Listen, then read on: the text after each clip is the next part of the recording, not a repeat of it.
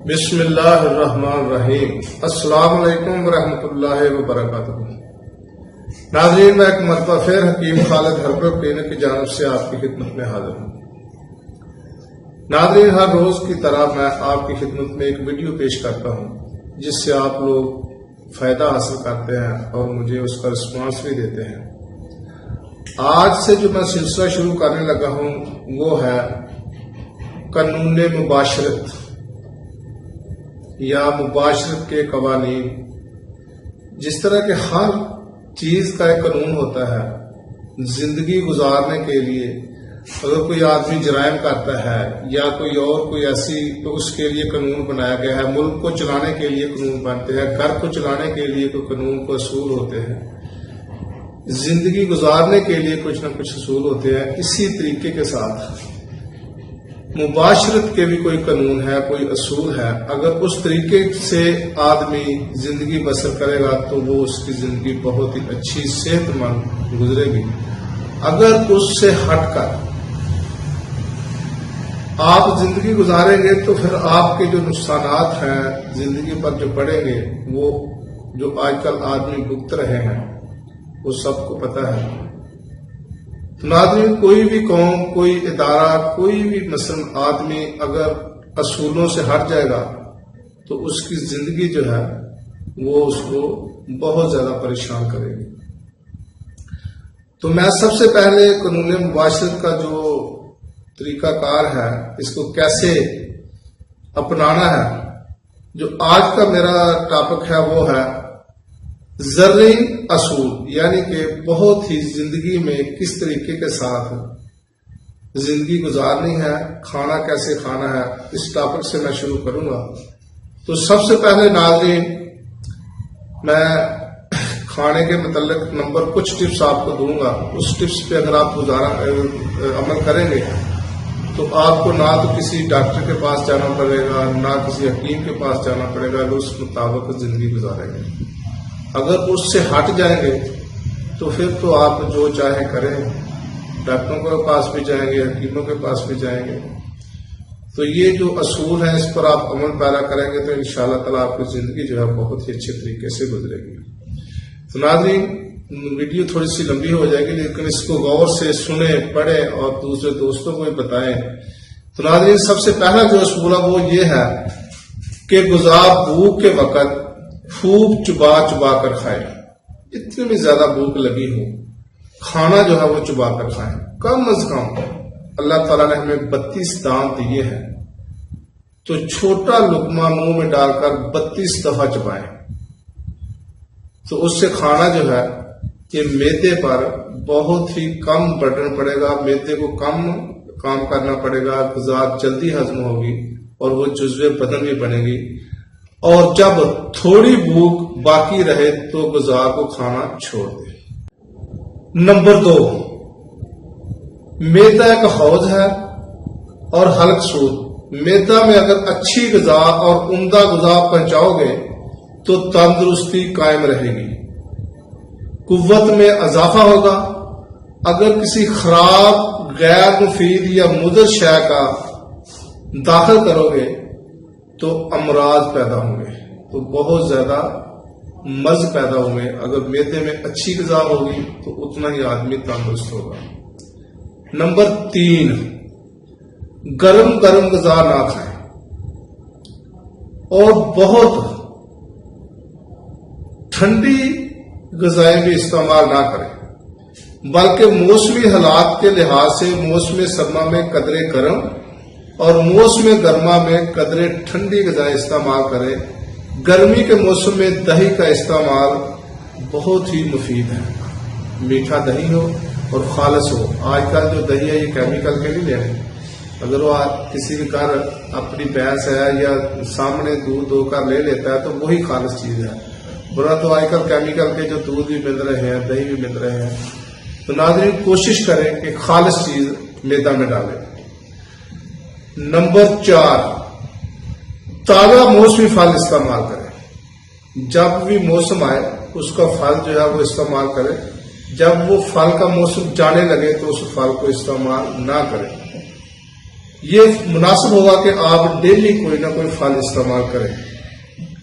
اس کے بعد نمبر 5، غذا میں نباتاتی غذائیں ضروری ہیں۔ روٹی حتمی الامکان خالص گیہوں اور بلا چھنے ہوئے آٹے کا استعمال کریں، یعنی کہ اس کا چھان نہیں نکالنا۔ آج کل تو چکیاں خیر آ گئی ہیں جو کہ کٹر ہیں، اگر پتھر کی چکی کا آٹا استعمال کریں تو کبھی بھی آپ کا معدہ خراب نہیں ہوگا۔ کوشش کریں کہ گندم، جو اور چنے یہ تینوں کا ہم وزن آٹا پیس کر استعمال کریں تو آپ کا معدہ کبھی بھی خراب نہیں ہوگا۔ بازاری روٹیوں سے جن میں میدا زیادہ ہوتا ہے یا مختلف مضر اشیاء سے مرکب آٹے کی بنی ہوئی روٹیاں جو میدا کے لیے بہت نقصان دہ ہے، پرہیز کریں، نہ استعمال کریں، بلکہ بازاری کھانا نہ استعمال کریں تو بہتر ہے۔ کوئی مجبوری ہو تو پھر بھی دیکھیں کہ ہم نے کچھ سبزی وغیرہ استعمال کریں جس میں کوئی ملاوٹ نہ ہو، اور جہاں تک ہو سکے بالکل سادہ غذائیں کھائیں۔ غذا میں جتنے تکلفات زیادہ کیے جائیں گے وہ اتنی ہی غیر مفید اور بعض حالات میں مضر بن جاتی ہے۔ اگر موافق ہو تو دیہاتی طریق کی غذا استعمال کریں، جس طرح کے دیہاتی لوگ استعمال کرتے ہیں۔ وہ صبح لسی پیتے ہیں، گھی استعمال کرتے ہیں، مکھن استعمال کرتے ہیں، دودھ کا استعمال کرتے ہیں، تازہ سبزیاں اپنی زمین سے اکاڑ کر وہ پکاتے ہیں۔ اگر اس طریقے کا آپ زندگی گزاریں گے تو آپ کی لائف جو ہے نا یہ تندرستی میں گزرے گی۔ نمبر 6، کھانا زیادہ کھانا ضروری ہے اور مفید نہیں، بلکہ کھانے کا ہضم ہونا زیادہ ضروری اور مفید ہے۔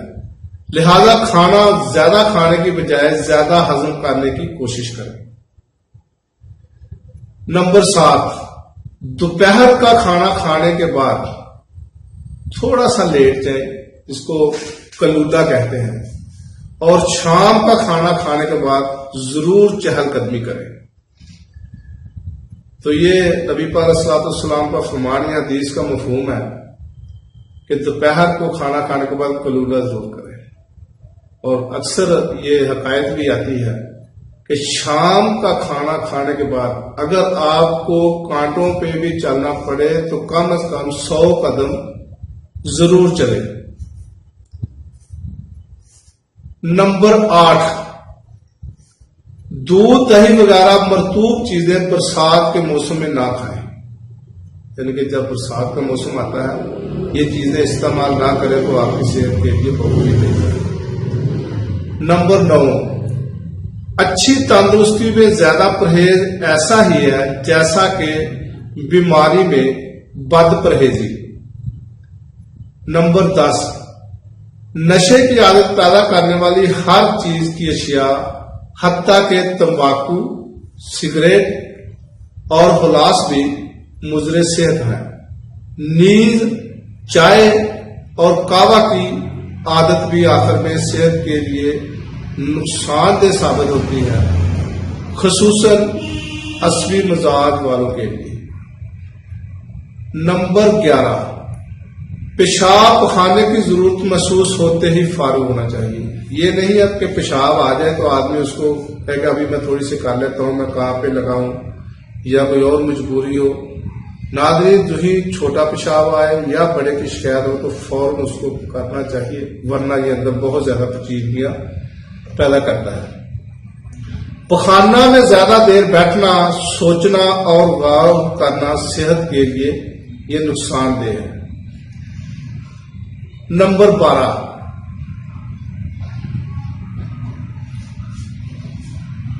جوان آدمیوں کے لیے 6 گھنٹے سے کم اور 8 گھنٹے سے زیادہ سونا نہیں چاہیے۔ نیند کی ابتدا دائیں کروٹ پر ہونی چاہیے، یعنی کھانا کھا کر پہلے دائیں کروٹ پر لیٹیں اور کچھ دیر بعد بائیں کروٹ پر تک لیٹیں، اس کے بعد پھر دائیں کروٹ بدلیں۔ اس طرح غذا معدہ میں آ کر اچھی طرح ہضم ہو کر جگر کی طرف آسانی سے چلی جاتی ہے، جہاں جا کر اخلاق کی صورت اختیار کرتی ہے۔ یعنی کہ انسان کے اندر 4 کھلتے ہیں، اس کی جمع ہے اخلاق، یعنی کہ خون، بلغم، سفرا اور سودا، یہ جتنی غذا اچھے طریقے سے معدہ ہضم کرے گا وہی اجزاء جگر کو پہنچائے گا، اور جگر اچھے طریقے سے جتنے بھی اخلاق ہیں وہ خالص پیدا کرے گا۔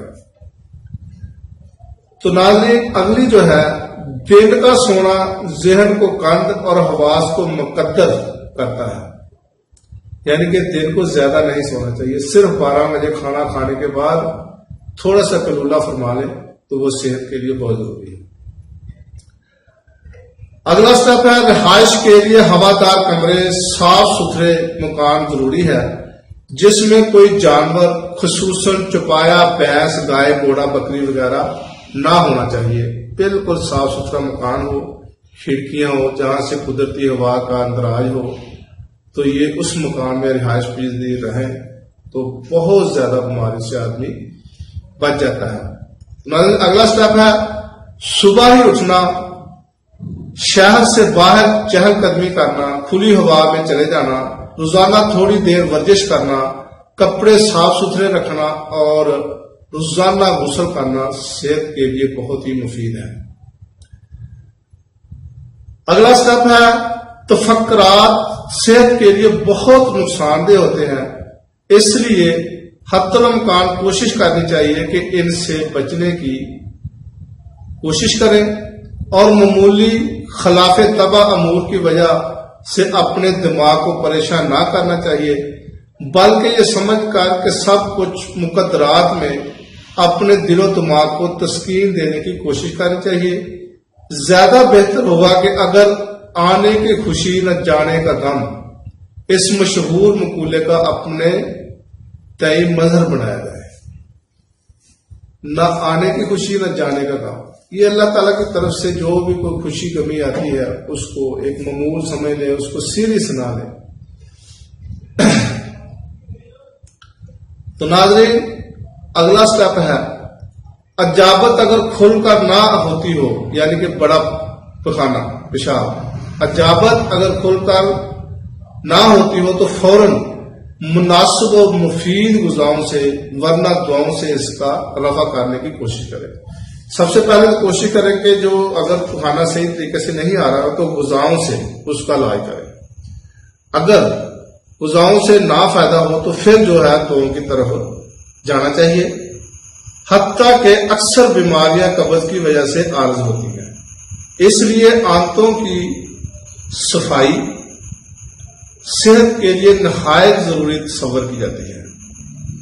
تو ناظرین، اگلا سٹیپ ہے، بے ضرورت کوئی دعا نہ کھانی چاہیے، اس لیے کہ ہر شے بدن میں جا کر اچھا برا اپنا اچھا یا برا اثر ضرور پیدا کرتی ہے، اور جب بدن انسان میں بیماری نہ ہو یا وہ بیماری نہ ہو جس کے لیے وہ دعا پیدا کی گئی ہے تو اکثر حالات میں مضر اثر پیدا کرتی ہے، یعنی کہ یہ بکرات کا قول ہے۔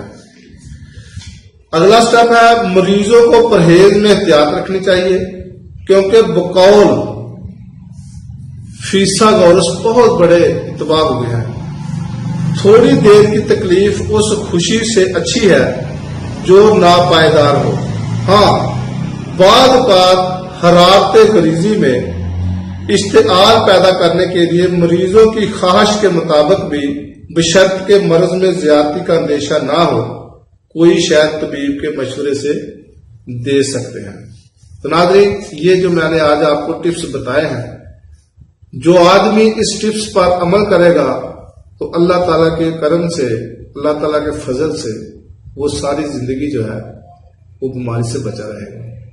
تو اس کے بعد انشاءاللہ اگلے سٹیپ جو میں آپ کو بتاؤں گا، اگلے جو اصول ہیں، یہ تو پہلا اصول ہے یعنی کہ قانون مباشرت کا، اگلے میں انشاءاللہ سٹیپ بائی سٹیپ آپ کو بتاؤں گا۔ اس میں خواہ میرا مہینہ لگے، 2 مہینے لگے، تو ضرور میری ویڈیو کو دیکھیں اور آپ کی زندگی کے لیے بہت ہی اثر انداز ہوں گی۔